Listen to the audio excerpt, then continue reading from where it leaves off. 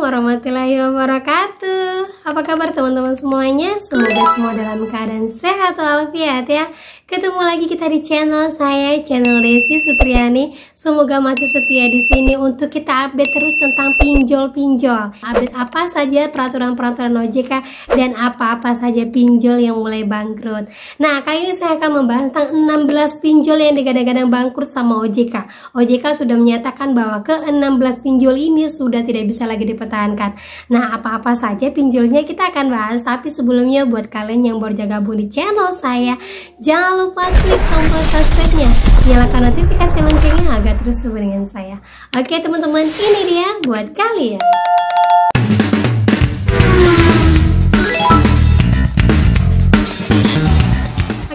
Sebelum kita ke pokok pembahasan 16 pinjol yang digadang-gadang sama OJK udah nggak bisa lagi mempertahankan elektabilitasnya di dunia perpinjolan. Nah, kita akan lihat, tapi kita akan bahas dulu untuk akhir bulan ini.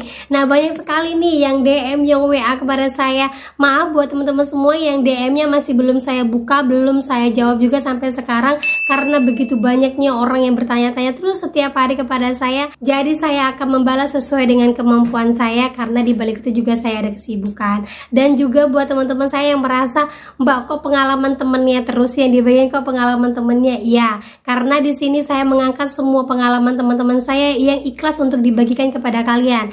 Jadi ini semua enggak pure apa yang terjadi pada diri saya, dari diri orang lain yang memang mau dibagikan ke sini, tetapi saya tidak akan membuka identitasnya, hanya untuk saya informasikan dan kalian bisa mengambil pelajaran dari pengalaman teman-teman yang lain, gitu ya. Oke, lanjut lagi teman-teman. Di akhir bulan ini ada apa ya? Kenapa pinjol gitu gencar sekali ngejar-ngejar kita? Kenapa yang biasanya cuma satu hari itu 2-3 kali, hari ini per 29, 28, 29 Februari ini sampai ratusan pinjol yang nelfon kita. Kenapa ya? Nah, jadi jawabannya setiap akhir bulan itu pinjol harus gajian, pinjol harus rekap keuangan, pinjol harus catat pendapatan, berapa kerugiannya dan berapa uang operasional yang dikeluarkan agar bisa menutupi segala keuangan yang sudah cair. Nah, itulah kenapa setiap akhir bulan kita selalu digecar-gencar sama DC, karena DC pasti akan ngejar namanya target. Setiap target itu mereka akan mendapatkan bonus. Setiap target yang cair itu mereka akan mendapatkan gaji yang luar biasa. Jadi gaji DC pinjol itu kalau masih awam, masih baru itu sekitar 4 jutaan. Sudah pernah banyak banget ya profil-profil cerita-cerita yang dibagikan baik di TikTok atau di Google. Tetapi kalau dia sudah punya banyak nasabah hasil penjaringan dia sendiri, misalnya dia bagikan iklan, terus iklan itu menjaring orang banyak, berarti orang banyak itu adalah kliennya dia atau nasabahnya dia. Nah, nantinya kalau orang-orang ini membayar atas ancamannya dia akan mendapatkan bonus.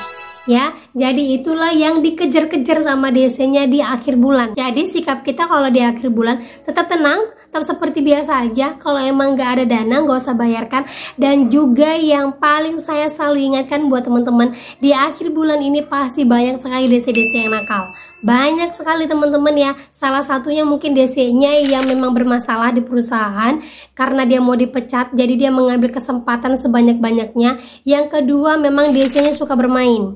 Ya, jadi banyak sekali informasi ke saya, Mbak, kenapa saya dapat penawaran dari DC yang mengatakan bayar aja nanti ke DC-nya, nanti dia akan bantu ke perusahaan dapatkan pelunasan 50%. Itu banyak sekali. Nah, itu saya katakan itu hoax, itu bohong. Jangan pernah terperdaya. Saya ini korbannya teman-teman ya. Jadi saya selalu membayar itu lewat DC, sampai itu lunas ternyata uang saya dilarikan sama DC. Dan semua perusahaan selalu menyatakan jangan pernah bayar ke DC. Perusahaan sudah memberikan yang namanya loket kasir. Kalau kalian mau membayarkan di loket kasir, kalau namanya pinjol nggak ada loket kasir ya. Kalau multi finance ada ya loket kasir.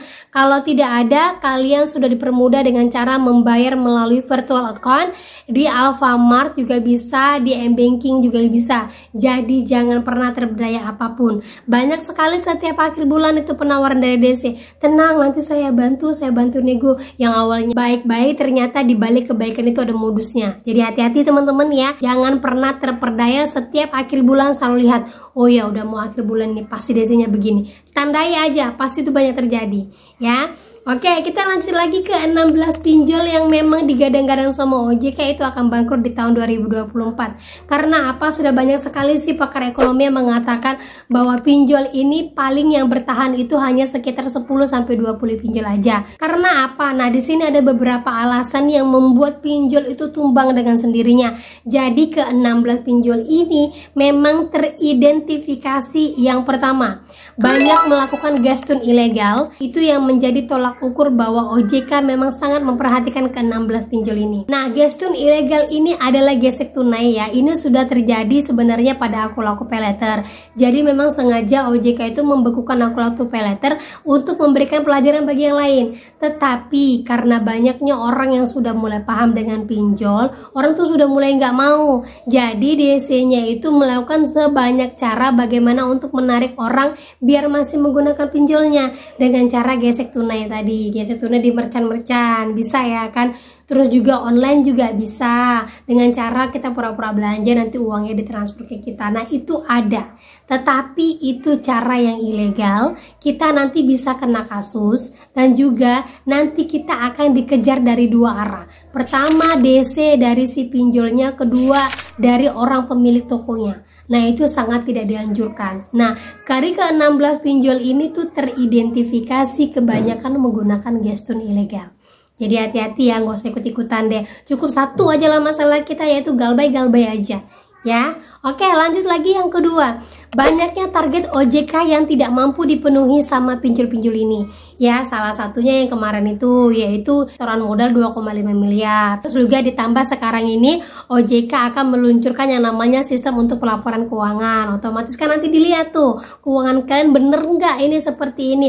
Terus siapa aja pemodal-pemodal yang memang memasuki daerah kalian, memang memasuki ranah bisnis kalian. Nah, itu kan dilihat arah-arahnya. Kalau memang teridentifikasi ilegal, nantinya mereka langsung diblokir sama OJK.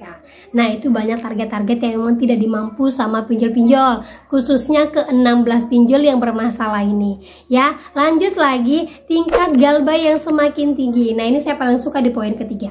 Ya, tingkat galbay semakin tinggi. Di vlog sebelumnya saya sudah sampaikan ada neraca yang saya buatkan. Jadi dari tahun ke tahun, dari mulai 2001, 2002, 2023, itu tingkat galbaynya bukan semakin rendah, tapi semakin tinggi. Karena semakin orang paham bahwa pinjol ini kalau terus-terusan dimakmurkan di Indonesia, disuburkan di Indonesia, yang ada nanti kita makin memperkaya orang dan kita makin miskin. Banyak kan dari kalian yang menjual harta tapi tidak langsung lunas hutangnya. Banyak juga yang sampai kehilangan rumah, kehilangan keluarga, nggak juga hilang hutangnya. Jadi kalau bisa seandainya uang itu hanya sedikit, fokus sama keluarga saja. Ya, fokus sama keluarga saja, lebih baik malu sebentar saja, habis itu nanti kita akan biasa saja. Sama seperti kasus viral, berapa lama sih dia naik? 2 minggu, itu udah lama banget dia berada di top chart paling atas. Habis itu kan dia akan diganti dengan berita-berita yang lain. Udah itu aja, sama aja juga teroran DC. Berapa lama sih gencarnya? 2 minggu kalau ilegal, terus 2 minggu juga kalau yang legal, itu pun hanya yang telepon-teleponan aja. Terus di akhir bulan rame lagi. Udah gitu aja. Kalau nanti didatangi DC sampai kan belum bisa bayar. Kita baik, mereka baik. Jangan sampai jatuh korban lagi. Saya ucapkan bela sungkawa buat teman saya yang di Sumatera sana, yang baru kehilangan istrinya karena melahirkan, karena dia juga kepikiran sama pinjol-pinjolnya setiap hari. Jadi saya harapkan tetap sabar, tetap kuat. Semoga amal ibadah istrinya diterima oleh Allah Subhanahu wa Ta'ala. Amin amin ya rabbal alamin. Oke, kita lanjut lagi yang keempat. Yang paling parah itu sampai sekarang Februari ini, di detik Februari ini saya konten buat kalian, itu ke-16 pinjol ini belum bisa menyetorkan 2,5 miliar. Dari mereka berdiri semenjak tahun 2020 sampai sekarang, berarti sudah 4 tahun, jalan 4 tahun ya, itu mereka belum bisa menyetorkan 2,5 miliar. Berarti pendapatan dari perusahaannya tidak mencapai 1 miliar ataupun 2 miliar. Kalaupun sampai 1 miliar ataupun 2 miliar, berarti mereka tergerus sama biaya operasional yang terlalu besar ya. Jadi perlu diperhatikan teman-teman ya, semua pinjol yang berada di atas sana tidak semuanya baik. Semua pinjol yang di atas sana itu tidak semuanya bisa memenuhi apa yang ditargetkan sama OJK, berarti sudah saatnya mereka untuk turun. Gitu ya teman-teman ya. Kalian harus tetap stay galbay, kuat galbay, tetap semangat aja lagi terus. Oke, lanjut lagi yang kelima. Selain dari ke-16 pinjol yang sekarang lagi diwanti-wanti sama OJK, ternyata ada 25 pinjol yang sudah mendapatkan sanksi administrasi karena bunga yang terlalu besar dan juga perlakuan DC yang semena-mena. Jadi untuk pelaporan yang masuk kepada AFPI itu semua dilayangkan bentuk administrasi, baru nantinya pembatasan akses untuk pekerjaan dan selanjutnya pemblokiran. Jadi buat teman-teman semuanya jangan pernah patah arang untuk melaporkan semua pinjolnya, sekalipun terkesan kok seperti ini ya saya sudah laporkan, tetapi perlu diingat ada sekitar 25 pinjol yang sudah disanksi sama OJK, sanksi administrasi. Ya, lanjut lagi pembatasan usaha, lanjut lagi blokir. Nah, sekarang ini sudah 16 pinjol yang memang digadang-gadang ini kayaknya nggak bakalan naik ini. Padahal sudah ada beberapa pinjol yang mengajukan penambahan modal, tetapi masih juga belum bisa naik. Yuk, buat kalian semuanya, sudah dapat informasi ini berarti menguatkan kalian. Yang galbay berarti bukan saya, yang belum bisa bayar berarti bukan saya. Banyak sekali teman-teman ya, karena untuk meruntuhkan satu perusahaan itu membutuhkan orang yang banyak galbay. Kalau orang hanya 1-2 galbay itu tidak akan bisa. Pasti ada ribuan di luar sana yang galbay juga.